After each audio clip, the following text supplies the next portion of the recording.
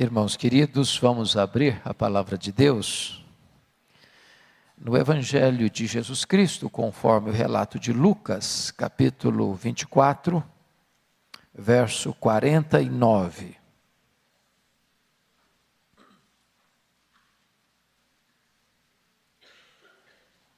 Lucas 24, 49.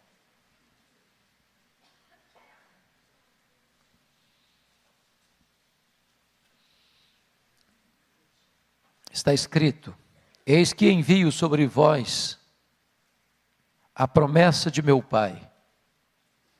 Permanecei, pois, na cidade, até que do alto sejais revestidos de poder. Agora, Atos dos Apóstolos, capítulo 1.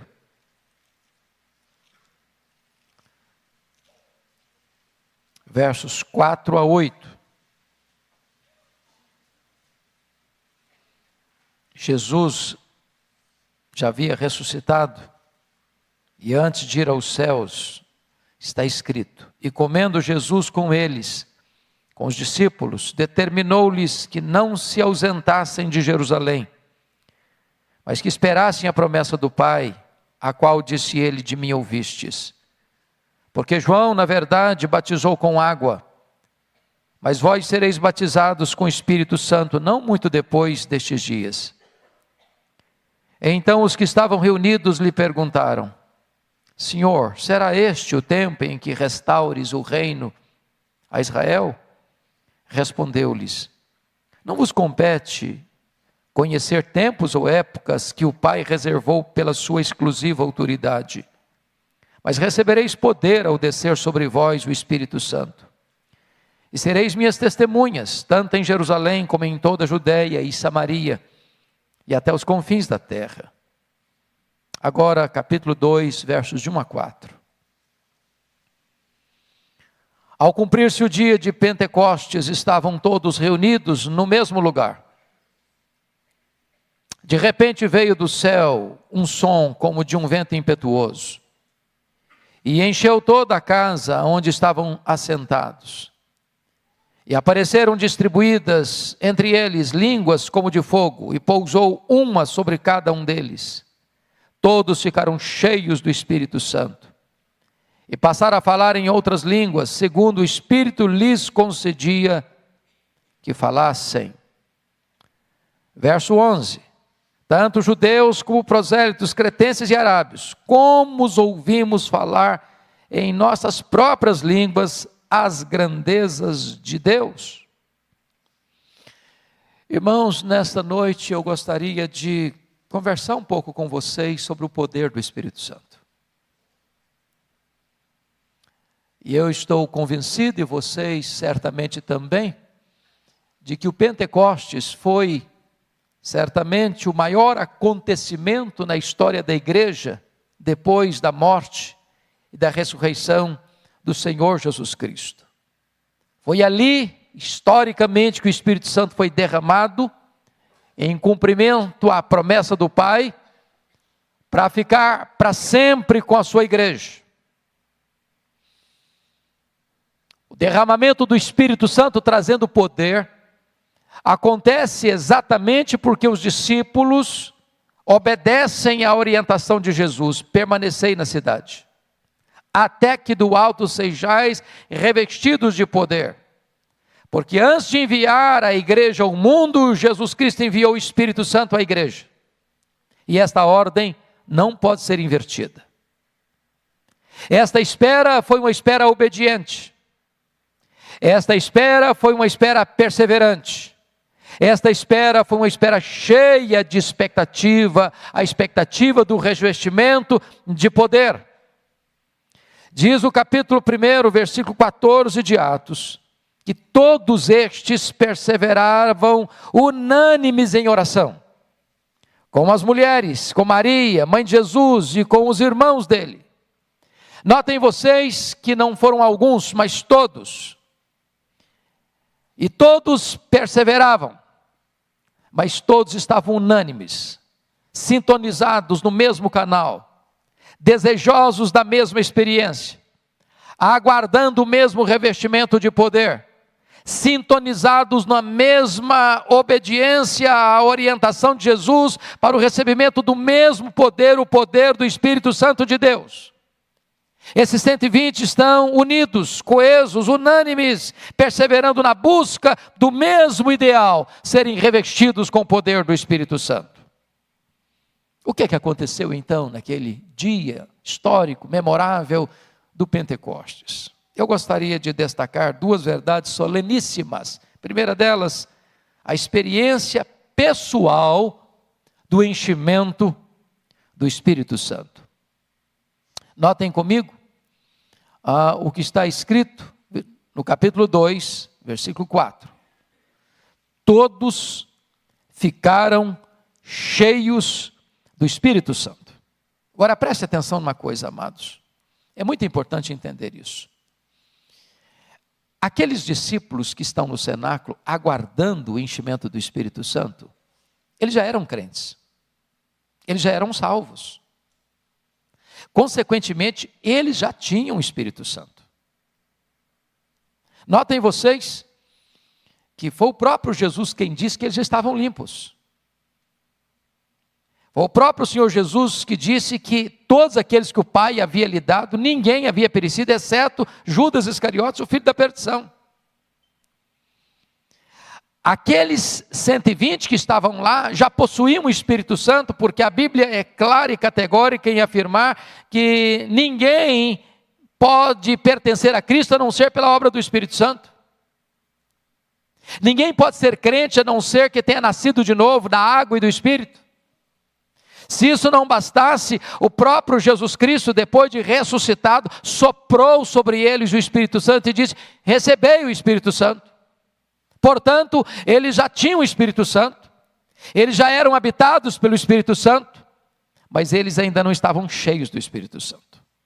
Uma coisa é ter o Espírito Santo presente, outra coisa é ter o Espírito Santo presidente. Uma coisa é ter o Espírito Santo em nós, ser habitados pelo Espírito. Outra coisa é ser cheio e revestido com o poder do Espírito Santo. E eu gostaria de hoje pensar com você, fazendo-lhe essa pergunta muito particular, muito pessoal. Você que está aqui, que é crente, que é salvo pela graça, que já foi lavado no sangue do Cordeiro, que tem o seu nome escrito no livro da vida, você está cheio do Espírito Santo? Há provas disso na sua vida? Há evidências disso na sua vida? Há sinais disso na sua vida? Porque ser cheio do Espírito Santo não é uma opção nossa, é uma ordenança do Senhor Jesus Cristo. É uma orientação clara e um imperativo absoluto que Paulo dá em Efésios 5,18. Não vos embriagueis com vinho no qual há dissolução, mas enchei-vos do Espírito. E esse verbo está no presente contínuo, dizendo o seguinte, que ontem você pode ter sido cheio do Espírito Santo, mas hoje você precisa ser cheio de novo, porque a plenitude de ontem não serve para hoje. Agora notem comigo, o que acontece nessa experiência? Olha o capítulo 2 comigo. Ao cumprir-se o dia de Pentecostes, estavam todos reunidos no mesmo lugar. De repente veio do céu um som, como de um vento impetuoso, e encheu toda a casa onde estavam reunidos.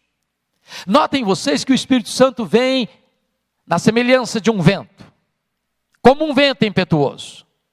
E o vento é um símbolo do Espírito. E foi o próprio Jesus Cristo quem disse isso, que os ventos sopram onde quer. Ouves a sua voz, não sabes de onde vem, nem para onde vai. Assim é aquele que é nascido do Espírito. E quando Jesus lança mão desta figura, desta imagem, deste emblema do vento, para ilustrar a obra do Espírito Santo, ele está nos ensinando algumas lições. Primeiro, o Espírito Santo de Deus é livre, ele sopra onde quer. Ele não pode ser comandado, ele não pode ser dirigido, ele não pode ser coordenado pelo homem, ele é livre. Ele é livre, ele sopra onde quer. Ele sopra onde você jamais soprou. Ele sopra onde você jamais esperaria que ele soprasse. Ele sopra e ninguém pode resistir ao sopro do Espírito Santo de Deus, porque além de livre, ele é soberano. Ele é soberano, Ele sopra numa cadeia, Ele sopra numa escola de samba, Ele sopra num campo de futebol, Ele sopra numa boate, Ele sopra no bar da esquina, Ele sopra num terreiro de macumba, Ele sopra lá no hospital, Ele sopra na praça, na rua, aqui na igreja, dentro da sua casa, no leito de um hospital. Ele é soberano, Ele sopra onde quer, mas Ele é misterioso. Você não administra o Espírito Santo, você não domestica o Espírito Santo. Ele é livre e Ele é soberano. E Ele vem, diz o texto, como um vento impetuoso, irresistível. Mas notem comigo, por gentileza, versículo 3. E apareceram, distribuídas entre eles, línguas como de fogo.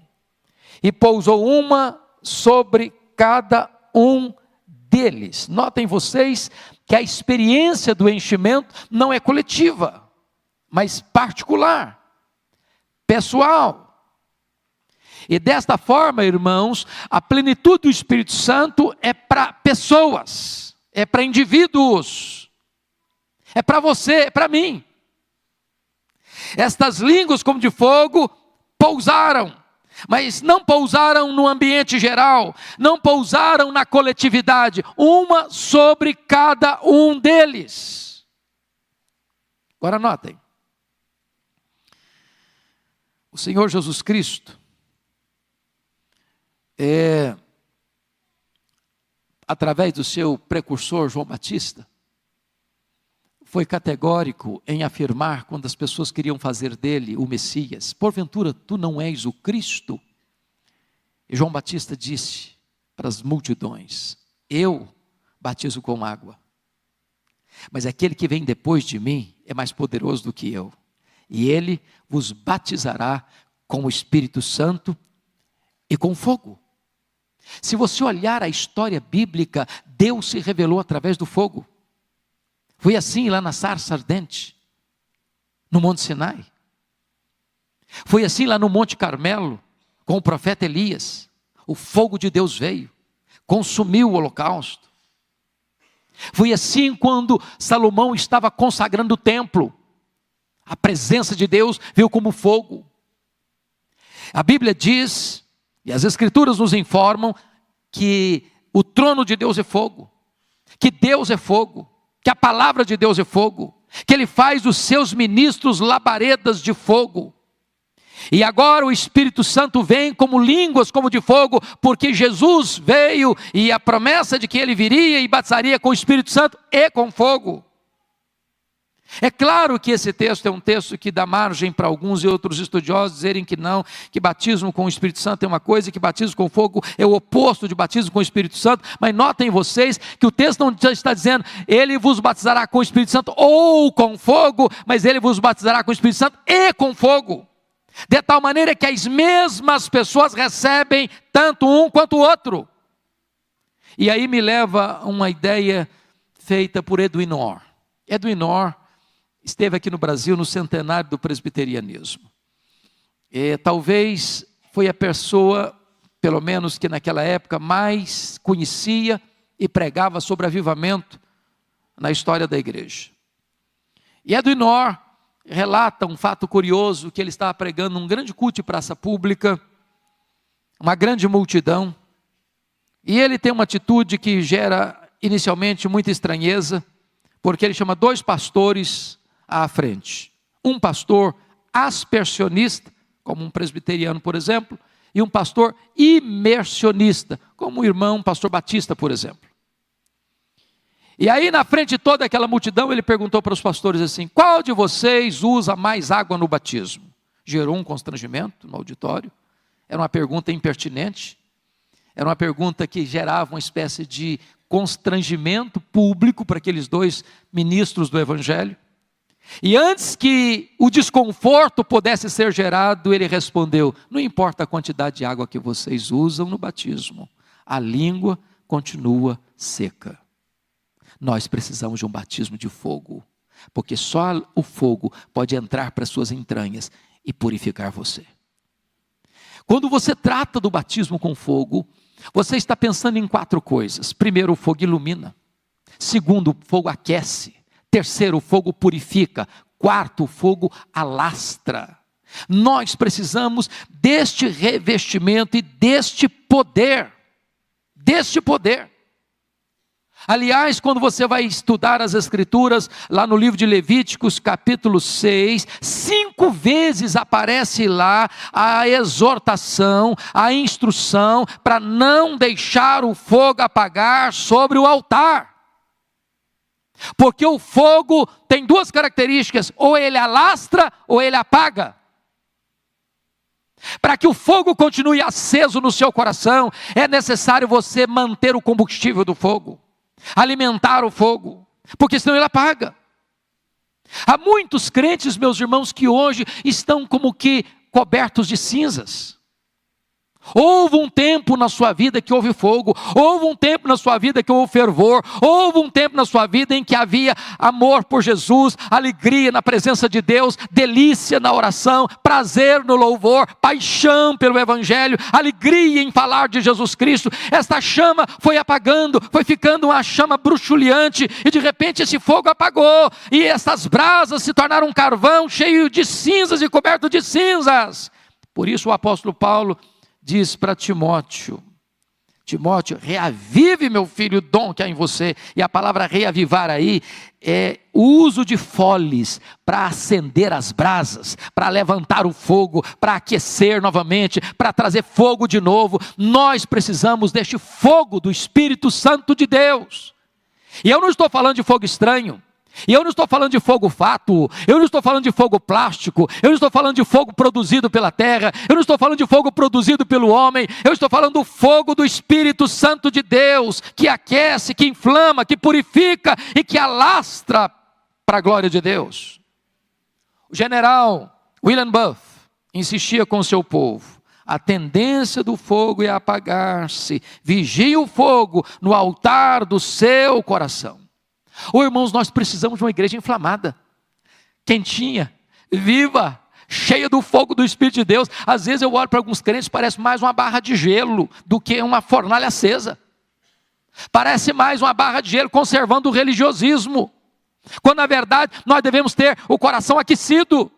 Perguntaram certa feita para Dwight Lyman Moody, ou Moody, como é que começa um avivamento na igreja? Ele diz o seguinte: você quer começar um avivamento na igreja? Acenda uma fogueira no púlpito. O crente precisa ter fogo no coração, fogo de fervor, de entusiasmo, de alegria, de paixão pela obra de Deus, de zelo pela glória de Deus.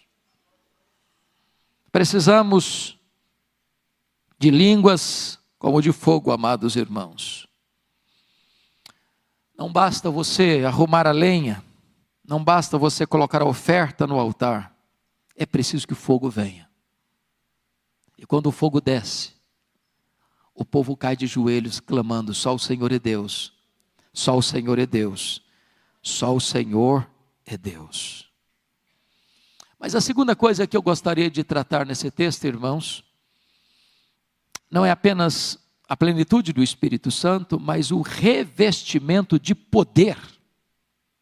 Revestimento de poder. E é isso que Jesus prometeu.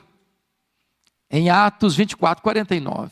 Permanecei na cidade até que do alto sejais revestidos de poder. Pois foi exatamente isso que Jesus reafirma em Atos 1. Versículos 4 e 5, determinou-lhes que não se ausentassem de Jerusalém, mas que esperassem a promessa do Pai, a qual disse ele: de mim ouvistes, porque João na verdade batizou com água, mas vós sereis batizados com o Espírito Santo. Isso gera uma pergunta: vai ser nesse tempo que o Senhor vai restaurar o reino a Israel? E Jesus responde: vocês não têm essa competência de descobrir, de ficar investigando, de ficar lucubrando sobre tempos ou épocas, mas recebereis poder ao descer sobre vós o Espírito Santo. E sereis minhas testemunhas, tanto em Jerusalém como em toda a Judéia e Samaria e até os confins da terra. E eu gostaria de olhar aqui algumas coisas com vocês. Primeiro, irmãos, não há cristianismo sem poder. Não há cristianismo sem poder. Sabem por quê? Porque o Evangelho é o poder de Deus. Nós pregamos o Evangelho, que é o poder de Deus. Segundo, irmãos, O Espírito Santo é espírito de poder. É o que o apóstolo Paulo descreve para Timóteo, capítulo 2, 2 Timóteo 1,7. Deus não nos deu espírito de medo, de covardia, de fraqueza, de timidez, mas espírito de poder. Paulo diz em 1 Coríntios 4,20 que o reino de Deus não consiste de palavra, de discurso, mas o reino de Deus consiste de poder. Então não há cristianismo sem poder. Então não deveria existir cristão sem poder. Mas a pergunta é: estamos nós revestidos com esse poder? Notem comigo. O próprio Senhor Jesus Cristo, sendo um homem perfeito, não abriu mão desse poder. Se não, vejamos. Primeira experiência está lá no seu batismo. Quando ele é batizado, e ele não precisava ser batizado, porque o batismo de João era batismo de arrependimento, e ele não tinha pecado dos quais se arrepender. E ele recebeu o batismo porque ele se identificou conosco que somos pecadores.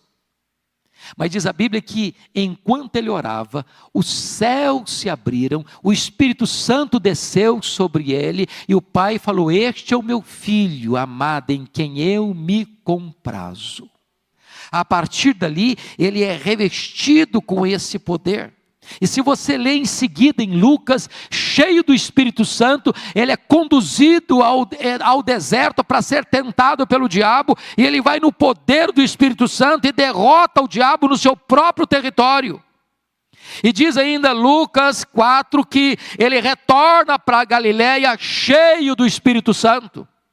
E diz ainda Lucas 4 que ele chega em Nazaré, pega o livro de Isaías, o rolo do livro de Isaías nas suas mãos e lê: o Espírito do Senhor Deus está sobre mim, pelo que me ungiu para pregar, para libertar e para curar. A Bíblia diz que ele andou por todo lado, fazendo bem, libertando os oprimidos do diabo, porque ele estava revestido com o poder do Espírito Santo. Ele, sendo filho de Deus, não abriu mão desse poder. E você? E eu? E nós? Abriríamos mão? Notem comigo. Os discípulos não poderiam abrir mão, porque é uma ordem expressa de Jesus: permanecei na cidade até que sejais revestidos de poder. Mas recebereis poder ao descer sobre vós o Espírito Santo. E aqui eu chamo a sua atenção para algumas perguntas.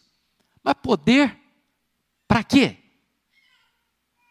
Hoje, quando você vê algumas igrejas que falam tanto de poder, de uma maneira distorcida, desconectada com as Escrituras, via de regra as pessoas falam de poder para se aparecerem, para que o homem seja o centro, para que o homem seja notado, para que o homem seja aplaudido, para que o homem seja reconhecido, para uma exposição humanista. Mas a pergunta bíblica permanece: poder para quê? Por que a igreja precisa de poder? Por que você precisa de poder? Por que a igreja presbiteriana de Pinheiros, de São Paulo, precisa de poder? Por que a sua família precisa de poder? E a resposta poderíamos encontrar: primeiro, nós precisamos de poder, irmãos, para sacudir o jugo do medo. Aqueles discípulos estavam com medo. Diz a Bíblia que eles estavam, João 20, 19, trancados, com medo dos judeus. Tem muitos crentes com medo. Medo de abrir a boca, medo de testemunhar, medo de ser fiel, medo de assumir o seu compromisso com Jesus, medo de vestir a camisa de um cristão, medo de ser uma testemunha eficaz do Senhor Jesus Cristo lá na escola, lá na universidade, lá diante da oposição do mundo, lá no seu trabalho, lá na sua empresa, lá nos seus negócios. Medo, covardia. Nós precisamos de poder, queridos, porque um crente revestido com poder, ele não teme o mundo, ele não teme o diabo, ele não teme a perseguição, ele não teme a hostilidade, ele não teme a oposição, ele não teme. É por isso que Paulo diz para Timóteo: ó Timóteo, meu filho, Deus não deu para nós espírito de medo, Deus não deu para nós espírito de covardia, Deus deu para nós espírito de poder, Timóteo. Segundo lugar, irmãos, poder para quê? Poder para quê? Segundo, poder para tirar os olhos da especulação teológica para a ação missionária. Note que quando Jesus falou deste poder para os seus discípulos, eles entraram com uma pergunta teológica, escatológica. Será nesse tempo que o Senhor vai restaurar o reino de Israel? Quando eu olho hoje no cenário evangélico brasileiro, e até mesmo dentro do nosso cenário de linha reformada, eu percebo que nós, via de regra, despendemos a maioria da nossa energia, do nosso tempo, com discussões teológicas. Nós gastamos a maioria do nosso tempo com lucubrações doutrinárias, que em si não são ruins, que não tem nenhum problema de você discutir, de você aprofundar, de você querer saber, de você ter interrogações, de você ter perguntas. Mas o que Jesus foi claro em dizer para nós é o seguinte: em vez de nós ficarmos despendendo todo o nosso tempo com lucubrações teológicas, nós deveríamos focar a nossa atenção para a agenda missionária da igreja. Deus não nos chamou para discutir, Deus nos chamou para trabalhar. Deus nos chamou para testemunhar. Deus nos chamou para olhar para os confins da terra e entender que só temos hoje para ganhar a nossa geração, porque se nós falharmos em ganhar a nossa geração, na nossa geração, nós teremos sido derrotados fragorosamente. Às vezes, queridos, discutimos muitas opiniões, profundas lucubrações, mas não agimos. Temos muito religiosismo e pouca vida. Muita ortodoxia e pouco poder, muita discussão e pouco trabalho, muito barulho e pouco resultado. Terceiro, poder para quê? Por que você e eu precisamos de poder? Em terceiro lugar, poder para morrer. Olha Atos 1:8, mas recebereis poder ao descer sobre vós o Espírito Santo, e sereis minhas testemunhas. A palavra testemunha, na língua grega, é a palavra de onde vem a palavra portuguesa mártir. Irmãos, ser crente hoje está ficando muito fácil. Não custa nada para a gente. Não custa nada. Quando Jesus Cristo dá essa palavra, já começava a ensaiar uma ideia de que o Senhor, que era conhecido na época, era César. E você afirmar Jesus é o Senhor, era não ser politicamente correto, era uma espécie de infidelidade ao Estado, era uma espécie de conspiração ao imperador, e isso cresceu, isso se avolumou, e chegou um ponto em que alguém dizia o seguinte: Jesus é o Senhor da minha vida. Ele era levado ao martírio, ele era jogado às feras, ele era queimado vivo, ele era crucificado, e somente aqueles que dispunham-se a morrer por Jesus tornavam-se cristãos. O que custa você ser um cristão hoje? Às vezes aplausos, reconhecimento, elogios. Deixa eu dizer uma coisa para você, meu amado. Se você não está pronto para morrer, você não está pronto para viver. Se você não tem uma causa pela qual morrer, você ainda não está preparado para viver. Qual é a causa que leva você a dar sua vida? O que é que faz brilhar os seus olhos? O que é que enche o seu peito de entusiasmo? Qual é a grande bandeira da sua vida? Qual é a grande plataforma da sua vida? Qual é o grande projeto da sua vida? Para que você existe?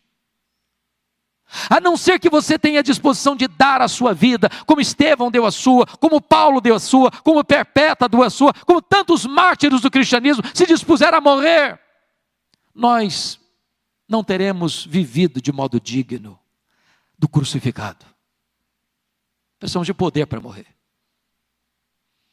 Quarto lugar, poder para quê? Poder para quê? Poder para perdoar. Mas recebereis poder ao descer sobre vós o Espírito Santo, e sereis minhas testemunhas, tanto em Jerusalém, como em toda a Judeia e Samaria. E Samaria? Sim, Samaria. Preste bem atenção nisso comigo, por favor. Se você ler Lucas, Evangelho de Lucas, capítulo 9, quando Jesus desce do monte da transfiguração, e ele já está no final do ministério, porque se você ler Lucas, capítulo 9, a partir do verso 51, 53, Jesus já está caminhando para Jerusalém. e caminhando para a cruz. Todo mundo lia isso no rosto dele. E aí Jesus tem que passar pela aldeia dos samaritanos. Sabe o que aconteceu? Os samaritanos não quiseram receber Jesus.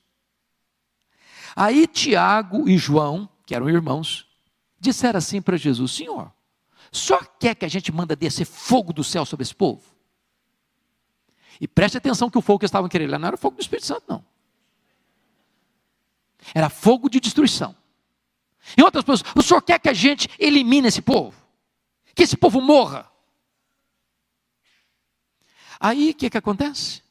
Jesus vai para Jerusalém. Jesus morre na cruz. 3 dias depois Jesus ressuscita. 40 dias Jesus fica entre eles. Jesus vai para o céu. 10 dias depois Jesus derrama o Espírito Santo. Mas antes de derramar o Espírito Santo, Jesus diz para eles assim: vocês vão ser testemunhas lá em Samaria. Aí o diácono Filipe vai para Samaria. E aí Deus faz maravilhas lá. Milagres extraordinários. Prega aos ouvidos, prega aos olhos. Sabe quem vai lá para Samaria orar para que o Espírito Santo venha sobre os samaritanos? João. João, que estava dias antes dizendo assim: Senhor, quer que a gente destrua? Agora, dias depois, já está dizendo: Senhor, manda o Espírito Santo. Manda o Espírito Santo. Você precisa de poder para perdoar. Perdoar aqueles que um dia você queria que eles morressem. Perdoar aqueles que um dia você queria que se acabassem. Perdoar aqueles que um dia você queria ser o agente da destruição deles.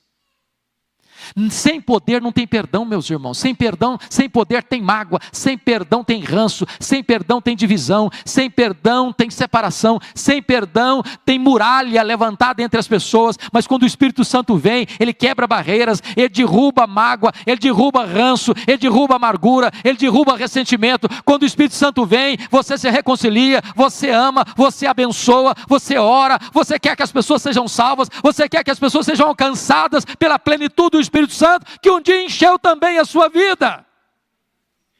Nós precisamos do poder do Espírito Santo para perdoar. Poder do Espírito Santo para quê, irmãos? Para quê? Notem comigo, 5º lugar, poder do Espírito Santo para falar de Cristo com intrepidez. Eu faço um desafio para você e eu vou ler alguns versículos só para a gente não ficar com dúvidas sobre isso. Uma conexão em Atos dos Apóstolos com o enchimento do Espírito Santo e pregação intrépida da palavra. Agora eu vou fazer uma pergunta para você: você tem pregado a palavra com intrepidez?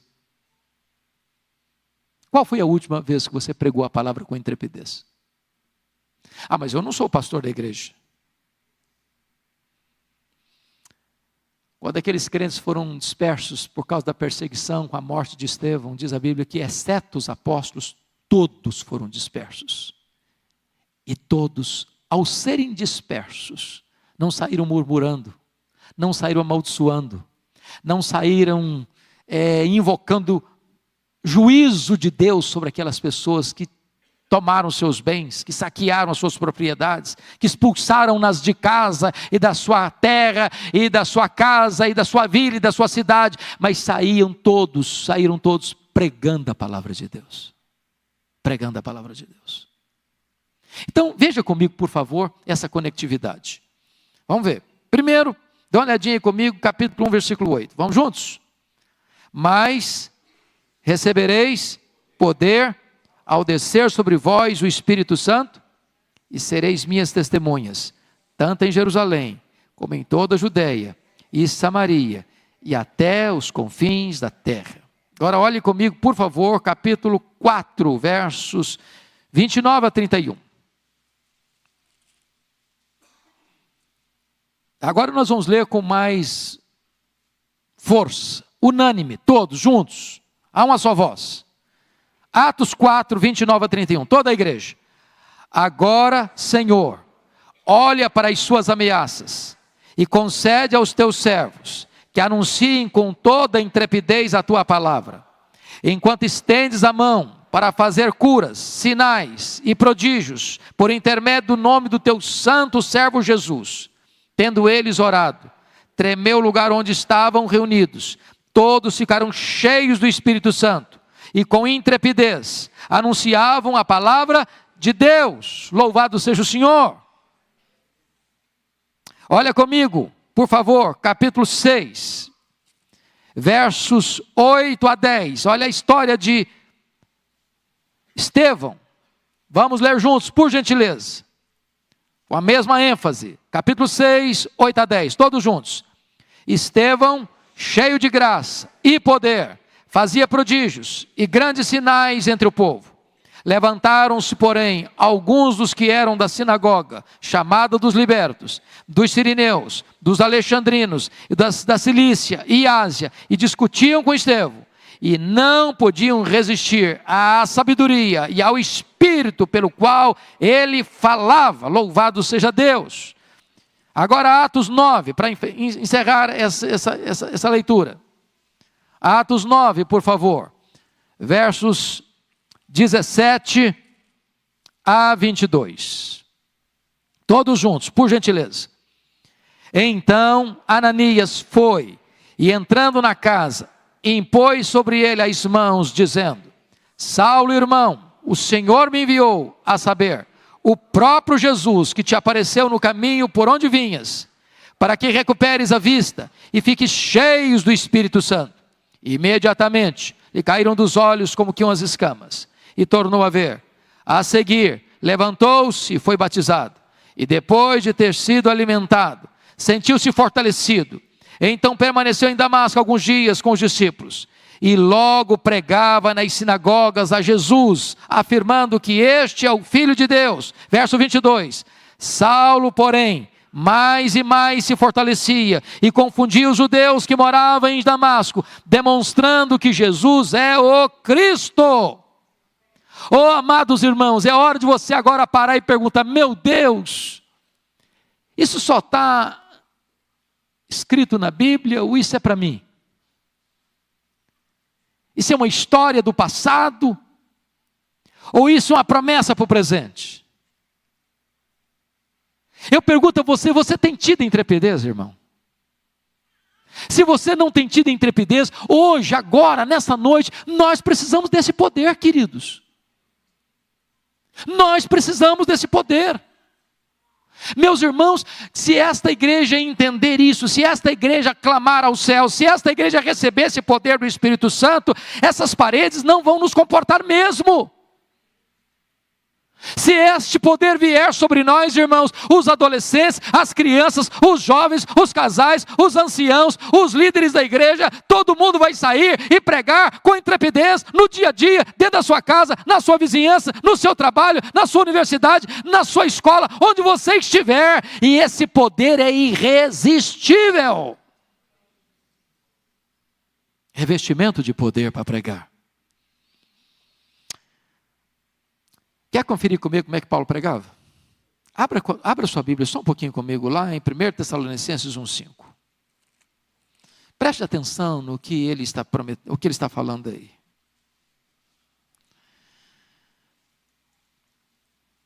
Eu queria que a igreja toda lesse comigo. 1 Tessalonicenses, capítulo 1, versículo 5. Toda a igreja. Há uma só voz, vamos ler. Porque o nosso evangelho não chegou até vós tão somente em palavra, mas sobretudo em poder, no Espírito Santo e em plena convicção, assim como sabeis ter sido o nosso procedimento entre vós e por amor de vós. Meus amados, vocês precisam orar pelos pregadores. Ore pelo pastor Ival, ore por mim, ore pelos pastores da igreja. Alguém já disse que banco sem oração é púlpito sem poder.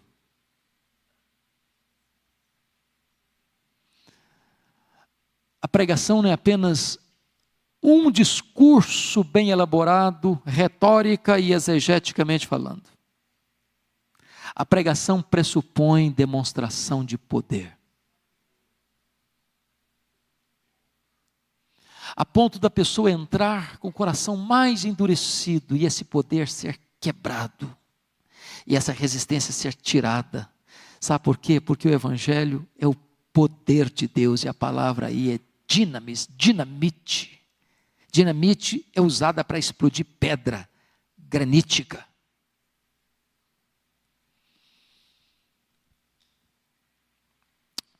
Quando George Whitefield foi ordenado ao sagrado ministério, com 20 anos de idade, ele, antes de pregar o seu primeiro sermão, ele orou a Deus e jejuou durante 2 dias. E no seu primeiro sermão, depois de pregar, reuniu-se uma comissão para despojá-lo do ministério. Porque 15 pessoas no auditório foram profundamente comovidas, a ponto de chorar e soluçar em voz alta. E eles acharam aquilo muito estranho, porque eles não estavam acostumados com aquelas coisas. E aí um pastor mais experiente, mais maduro, disse: meus irmãos, nós estamos pregando há tanto tempo e não acontece nada. E esse jovem prega, e há essa comoção e essa convulsão, deixa o homem pregar. E ele pregou 35 anos. 3 a 5 vezes por dia. Para auditórios de até 80 mil pessoas sem microfone. O maior fenômeno do mundo em pregação ao ar livre. Nunca na história nenhum homem pregou como George Whitefield. Todo dia, 3 a 5 vezes por dia, para auditórios de 2.000 a 80 mil pessoas. Com o poder do Espírito Santo. John Wesley, depois de anos de trabalho missionário, reconheceu que ele era apenas um crente nominal. Apenas um crente nominal. É estranho dizer isso, não? Um missionário não convertido. Um missionário religioso. Um missionário que aprendeu os clichês, os cacuetes.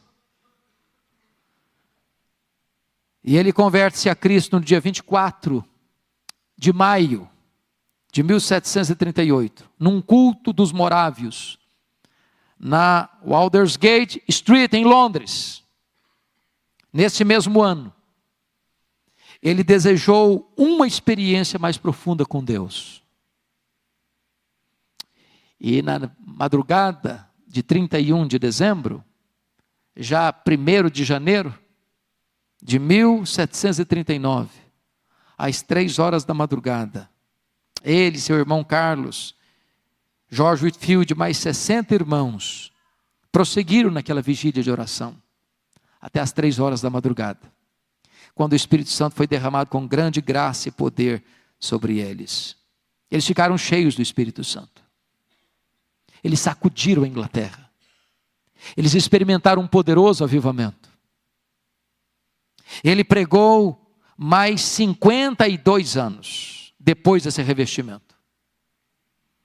Ele morreu no dia 2 de março de 1791. E os historiadores dizem que muitas vezes ele ia pregar nas minas de carvão. E aqueles homens encarvoados, de repente uma fileira branca começava a romper o ciclo do carvão, as lágrimas rolando, porque havia poder para pregar a palavra de Deus. Vocês conhecem a história de Moody, que rogou a Deus para usá-lo, que ele quis ser usado por Deus, orava por isso, até o dia que ele foi revestido com esse poder. E depois que ele é revestido com esse poder, ele leva a Cristo mais de 500 mil pessoas. Às vezes temos resultados, irmãos, eu concordo, temos resultados, o pastor prega, pastor Arival, eu prego, outros pregam, a gente vê de vez em quando ali, um fruto aqui, outro fruto ali. Mas nós queremos mais, queridos, nós precisamos de mais. Para quando uma pessoa entrar por aquelas portas, ela tem uma sensação tão profunda da presença de Deus, o impacto tão irresistível da glória de Deus, que ela vai ser impactada. profundamente impactada. E os nossos cultos serão celeiros de conversão. Não haverá reuniões a não ser de oração, de estudo bíblico, de um encontro das mulheres à tarde, do Conexão com Deus segunda noite, ou dos cultos dominicais dessa igreja, ou nas salas de aula, sem que os pecadores se rendam aos pés do Salvador, que as lágrimas do arrependimento brotem. Nós precisamos de ver vida. Por causa deste evangelho de poder, nós precisamos desse poder. Eu preciso desse poder. Você precisa desse poder. E eu queria fazer essa pergunta e eu quero parar aqui. Isso mexe com você? Você crê que Deus tem isso para você? Você crê que isso é para hoje? Você crê que isso é promessa de Deus? Você crê que Deus pode fazer? Quando o apóstolo Pedro estava pregando lá no Pentecoste, depois do derramamento do Espírito Santo, ele se dirigiu àquela multidão nessas palavras: esta promessa é para vós, esta promessa é para os vossos filhos, esta promessa é para aqueles que ainda estão longe, para você e para mim, esta promessa é para todos quantos o Senhor nosso Deus chamar. Portanto, irmão, todo aquele que é chamado para a salvação tem uma promessa de revestimento de poder, o poder do Espírito Santo de Deus. Se nós não estamos cheios, irmãos, não é por falta desse poder, é porque nós não estamos buscando esse poder, é porque nós não estamos preparando o caminho do Senhor para que Ele se manifeste, é porque nós ainda estamos negligenciando a perseverança desta busca até que este poder venha sobre nós e nos revista.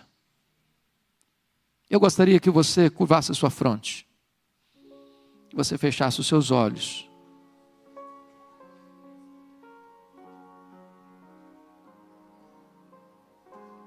Que você sondasse agora mesmo o seu coração. E a pergunta é essa: você está cheio do Espírito Santo? Você foi revestido com o poder do Espírito Santo?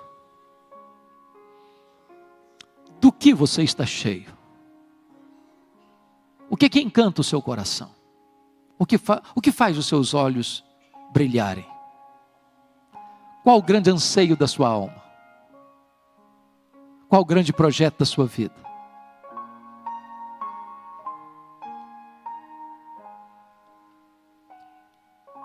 Quando Moody estava sendo cheio do Espírito Santo, lá em Nova York, ele disse: ainda que me dessem toda a riqueza do mundo em troca dessa experiência, eu rejeitaria.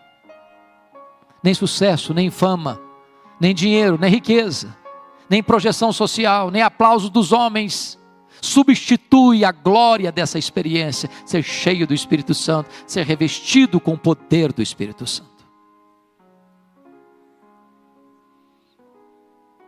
Se você anseia por isso, de todo o seu coração, se você hoje quer colocar sua vida nas mãos do Deus vivo: Senhor, eu quero ser cheio, eu preciso ser cheio, mas talvez tem coisa para ser retirada, porque se existe uma lei da física que dois corpos não podem ocupar o mesmo espaço ao mesmo tempo, é hora de você dizer: meu Deus, o que é que está impedindo a plenitude do Espírito Santo na minha vida? Tenha coragem de romper com isso, tenha coragem de largar práticas de pecado, tenha coragem de romper com aquilo que está impedindo a plenitude do Espírito Santo, obstruindo o caminho da plenitude, impedindo que essas torrentes venham sobre a sua vida.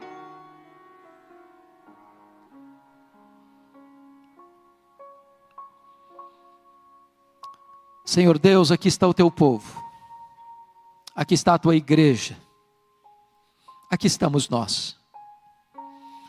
Ah, Senhor, nós tantas vezes olhamos para o nosso coração e parece que esta vinha está murcha, devastada.